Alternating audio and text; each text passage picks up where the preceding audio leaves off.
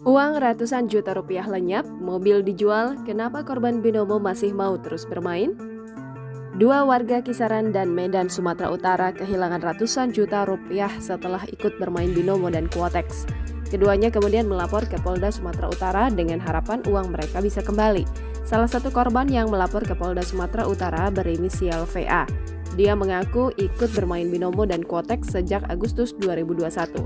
VA mengaku berani ikut dua platform trading tersebut karena tergiur keuntungan besar dalam waktu cepat setelah melihat yang disampaikan atau dipamerkan para terlapor berinisial J alias NW di YouTube dan TikTok-nya.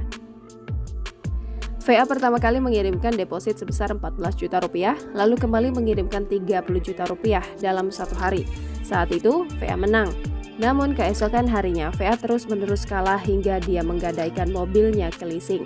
Kerugian VA selama mengikuti dua platform trading tersebut mencapai 250 juta rupiah. Selain itu, usaha rumah makannya juga tutup karena tidak ada lagi modal yang bisa dipakai.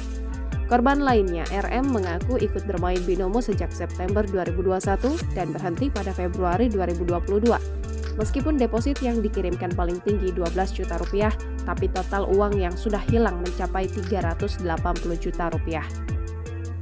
Pada awal-awal bermain binomo, dia ikut bergabung dalam grup Telegram. Di grup itu, dia diajari sampai mendapat profit. Dia juga ikut trading bareng dengan afiliator. Saat itu, dia sempat melihat afiliator itu loss. Afiliator berdalih penyebab loss karena hari sudah sore, pasar sedang turun, sinyal tidak bagus, dan alasan lainnya. Kemudian pada Desember, dia sudah merasa curiga dengan binomo.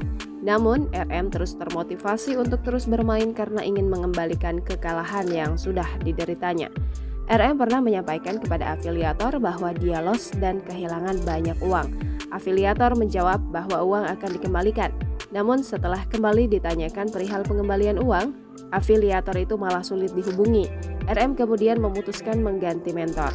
Mentor yang baru menjelaskan kepada RM bahwa uang yang sudah loss dari trading tidak bisa diganti.